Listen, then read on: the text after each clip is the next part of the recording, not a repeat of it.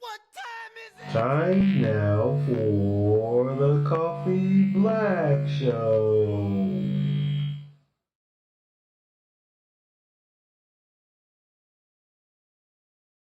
What's up, everybody? How y'all doing? Welcome to the Coffee Black Show.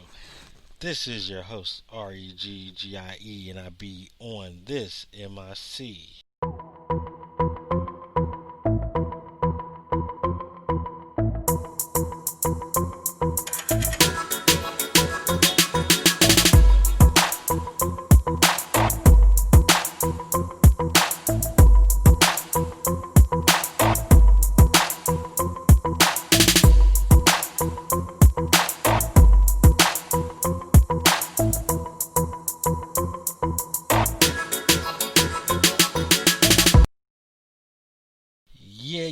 Yeah, people. How's it going? How's it going? Hey, what a night, what a night, what a night. Let me tell y'all what happened, man. Let me tell y'all what happened. Oh my goodness. All right. Um, Past couple of nights.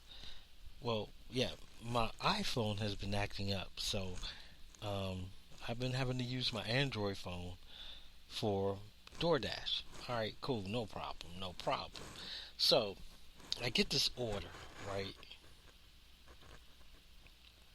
I get this order from McDonald's. Now we have one, two, three, four, five McDonald's in the in my city that I can hit up. All right, but this one particular McDonald's was kind of out near the suburbs. Okay, and I ended up going to a suburb. I'm sorry, excuse me, a suburb out by the airport. Now, mind you, there's no street lights in the suburb. Okay, so it is dark out there. I mean, it's dark. First of all, it's about what 10 o'clock. It's dark out there. All right, so I roll up. Now, with me using my Android phone, I've gotten so used to my iPhone that on my iPhone I can I can use the I'm so used to the Apple Maps, okay? Because the Apple Maps usually get me like right there at the house. Google Maps does the same, but I've noticed Google will either have me like a house before the house I'm supposed to get to, or a house after. Anyway, and also Apple Maps give me, put the little stop signs on the route, and the um, traffic lights on the route. Anyway, I'm just used to Apple. I'm just used to the Apple Maps. Okay, so but I get to this lady's house, right? GPS says I'm there. I hate subdivisions because a lot of these subdivisions they don't put addresses on the house. They're on the mailbox, and the mailbox is across the street. Okay, right, the mailbox is across the street and sitting right next to the house number. You you know, um, so I'm like, ugh. So I called this lady. Now, mind you, it is pitch black out there. Okay, you can't you can't see the houses or a house number because again they don't put the house numbers on the houses.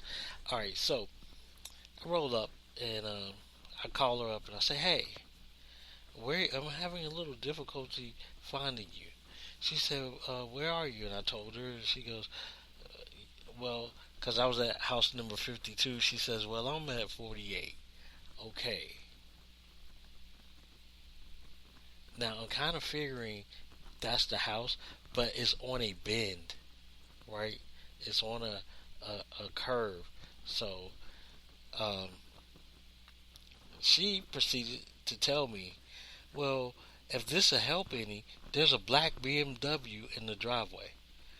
Okay, it is dark. How can I see a black car in the freaking dark. And, you know, I wanted to say that, but, I'm being nice. She goes, and there's a kiddie pool in front. How I'm going to see the kiddie pool? How I'm going to see any of that if it's in a freaking driveway, which has no lights and is dark in that little corner? Because guess what? Her neighbors or her have bushes along the side, so whatever, like, there's no light, okay? And I'm like, ugh. She goes, oh, it's dark out. Let me turn the porch light on. I'm like, oh my goodness.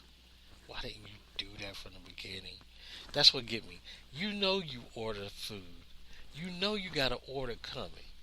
Why not make it easier for the driver? Turn on a freaking light or something, because you know what? She proceeded to tell me, hey, there are vines growing all over the walls of the house. Guess what? You can't see the vines growing all over the walls of the house because it's dark. You have on no lights. The nearest house with lights was like 4 houses down.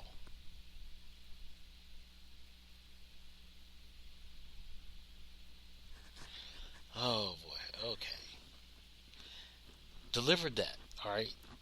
Now, as I'm going back to my little spot, I get a Burger King order. And it's two orders, and they're both going in the same direction. So I got double orders. Both of those orders have milkshakes. One has an Oreo milkshake, one has a chocolate milkshake. Guess what? The milkshake machine is down. So now I gotta contact the customer and then contact DoorDash. Okay, really no problem. Contacted the customer, contacted DoorDash, and okay, DoorDash is gonna give them their money back. All right, no problem. I go to deliver the first order. Bam, deliver it, no problem. Well, nope, take that back. The first order. Go to deliver the first order. I know it's hot. I know it's summertime, but you're in. I know you're at home. You want to be comfortable, but do not come to the door. Do not come to the door and want the driver to hand you your food, and you're standing there in a t-shirt that stops just below the yama yama, just below the, and then you're sporting this big old tattoo on your thigh, and it matches the tattoo on your arm, and then I'm not looking, I hand you your food, I tell you have a good evening, and then you're gonna use your sultry voice to say have a good night. Okay, I got to bounce. So I hop in the car and I hit complete for that order. Then I get to take the second order, right? The second order is going to this house, not too far from there, right down the street, around the corner. Okay, cool. Do that.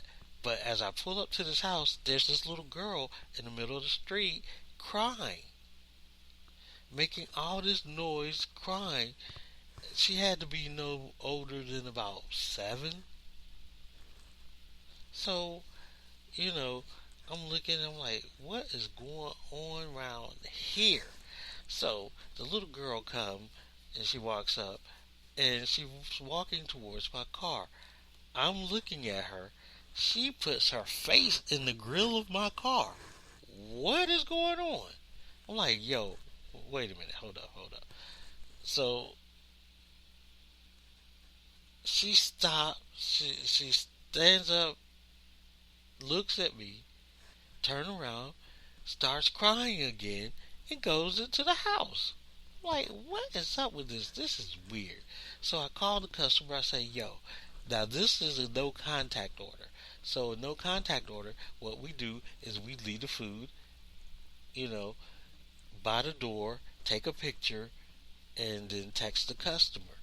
Well, I called the customer and I was like, hey, it's a little bad behind kids, strange stuff going on. I don't want to leave your food out here. And it disappears, okay? And he was like, yeah, yeah, yeah, I understand. So he came to the door and he got the food, and I'm going back to the car. He sees me going back to the car. He says, "Hey, yo, thanks for that." I was like, "No problem." So I get in the car, and as I get in the car and I'm closing the door, by now this little girl has come back outside, crying hysterically in the middle of the street. I'm like, something ain't right. So I stop. As I'm pulling off, I just stop because she was standing there waving, you know, and I stop and I say, "What's wrong?" And she goes, she proceeded to tell me between her sobs and her cry that her mother put her and her brother on timeout. But from what I gather, mom done went out with the girls on a girls' night out. Who has left these kids by themselves?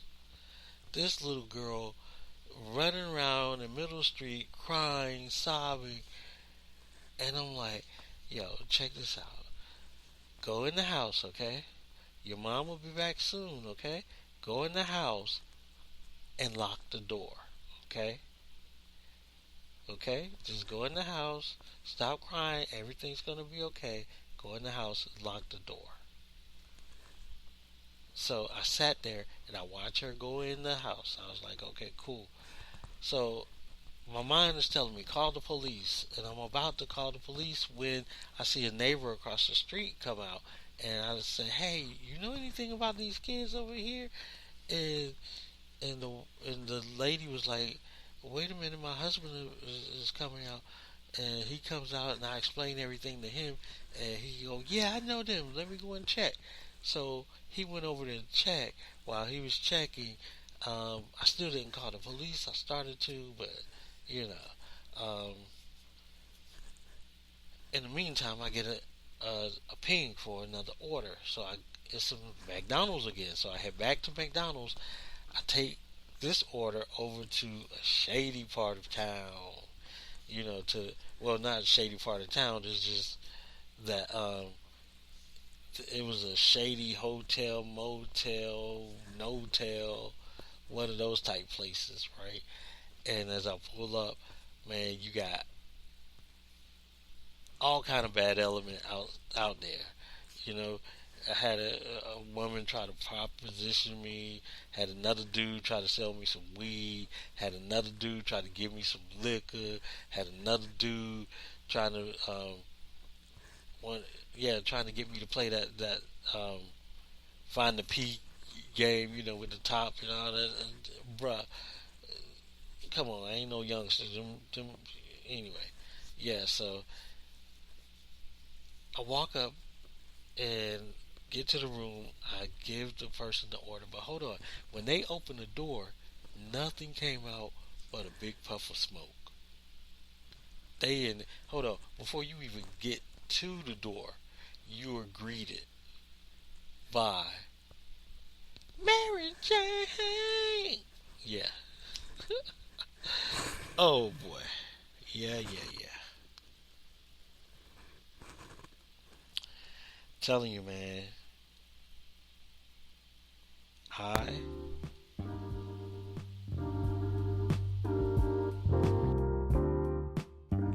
What's up, folks? Hey, if you are a fan of the Coffee Black Show and would like to help support the podcast, head on over to buymeacoffee.com/the Coffee Black Show. You can leave a one-time donation or a monthly donation. Again, that is buymeacoffee.com/the Coffee Black Show. We certainly do appreciate it, and keep on listening.